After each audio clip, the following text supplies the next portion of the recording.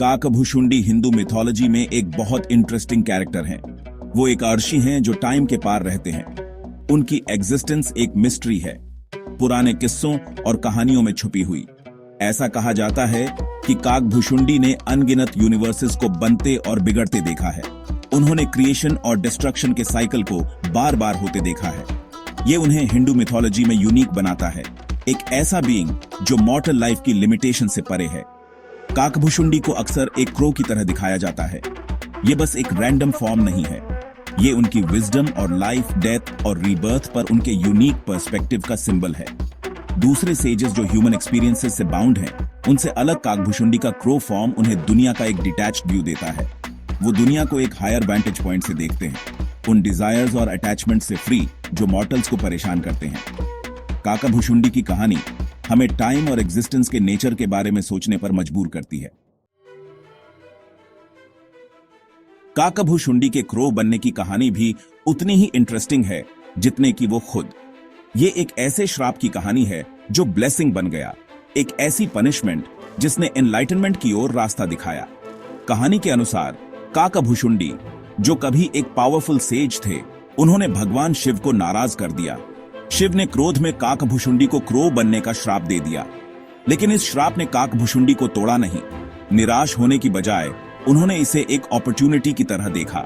उन्होंने रियलाइज्ड किया कि उनका नया रूप लिमिटेशन नहीं बल्कि लिबरेशन था। एक क्रो के रूप में वो ह्यूमन सोसाइटी और उसकी एक्सपेक्टेशंस के बंधनों से मुक्त थे। उन्होंने अपने क्रो फॉर्म को अपनाया और इसका यूज अपनी स्पिरिचुअल प्रैक्टिस को और गहरा करने के लिए किया। काकभुशुंडी की कहानी हमें सिखाती है कि अगर हम समझदारी से देखें तो एक श्राप भी लिबरेशन का रास्ता बन सकता है। काकभुशुंडी का अस्तित्व एक लाइफ टाइम की सीमाओं से परे है। वो क्रिएशन और डिस्ट्रक्शन के अनगिनत साइकिल से गुजरे हैं। इस यूनिक वैंटेज पॉइंट ने उन्हें हिंदू मिथोलॉजी की कुछ सबसे इंपॉर्टेंट घटनाओं का विटनेस बनाया है। सबसे ज्यादा काकभुशुंडी को रामायण को कई बार देखने के लिए जाना जाता है। उन्होंने भगवान राम, विष्णु के 7वें अवतार को उनकी पूरी ग्लोरी में देखा है। उन्होंने राम और रावण के बीच महायुद्ध देखा है। हर बार जब वो रामायण को अनफोल्ड होते हुए देखते हैं तो उन्हें इसके डीपर मीनिंग्स की एक नई समझ मिलती है। वो धर्मा और अधर्मा, अच्छाई और बुराई के इंटरप्ले को देखते हैं। काकभुशुंडी के लिए रामायण सिर्फ एक कहानी नहीं है, बल्कि लाइफ के कॉस्मिक प्ले का रिप्रेजेंटेशन है। वो इस विचार को एम्बॉडी करते हैं कि सच्चाई सिक्लिकल है और हमेशा अनफोल्ड होती रहती है। ब्रह्मांडीय स्मृति का खजाना। काकभुशुंडी सिर्फ टाइम के ऑब्जर्वर नहीं हैं, वो उसके सीक्रेट्स के कीपर भी हैं। उनकी मेमोरी में अनगिनत सेलेस्टियल इवेंट्स, फॉरगॉटन लोर और एंशिएंट विजडम का रिकॉर्ड है। वो यूनिवर्स की कहानियों को याद रखते हैं, स्टार्स के बर्थ से लेकर एंशिएंट गॉड्स की विस्पर्स तक। ये कॉस्मिक मेमोरी काकभुशुंडी को नॉलेज का एक यूनिक रिपोजिटरी बनाती है। वो कॉस्मोस की लैंग्वेज, क्रिएशन और डिस्ट्रक्शन के रिदम को समझते हैं। उनके पास ऐसा नॉलेज है जो ऑर्डिनरी मॉर्टल्स की समझ से परे है। आर्शी और सीकर्स अक्सर उनके पास आते हैं, उनके वास्ट एक्सपीरियंस से सीखने के लिए उत्सुक रहते हैं। उनके जवाब सिर्फ वर्ड्स नहीं होते हैं, बल्कि ईयन्स ऑफ कॉस्मिक ड्रामा को विटनेस करने से मिले इंसाइट्स होते हैं। काकभुशुंडी की कॉस्मिक मेमोरी ऑब्जर्वेशन और एक्सपीरियंस की पावर का प्रमाण है। कौए का ज्ञान। काकभुशुंडी का क्रो के साथ एसोसिएशन सिर्फ एक फिजिकल फॉर्म से ज्यादा है, ये डीपली सिंबॉलिक है।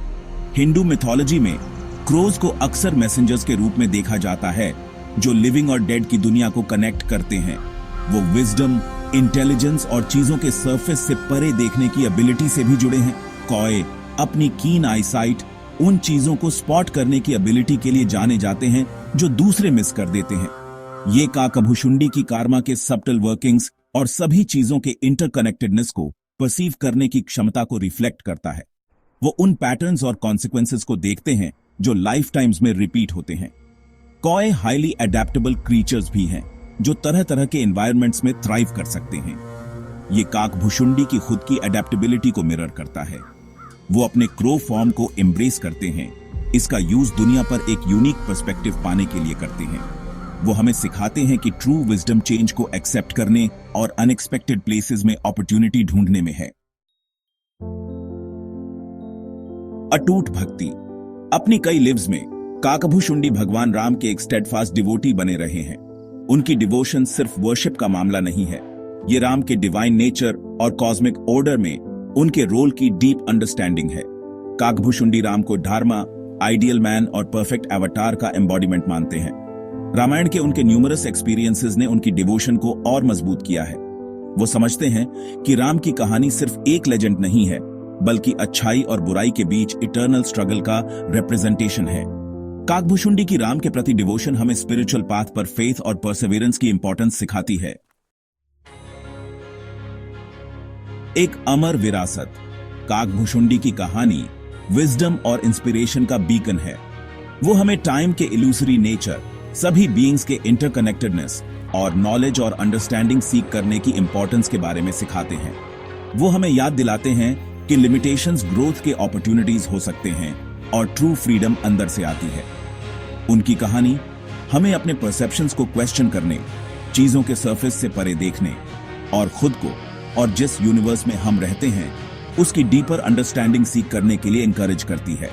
Kakbhushundi crow says spiritual seeking की पावर का प्रमाण है। उनकी कहानी एक रिमाइंडर है कि विजडम की परस्यूट एक टाइमलेस जर्नी है जो लाइफ टाइम से परे है और अल्टीमेट लिबरेशन की ओर ले जाती है।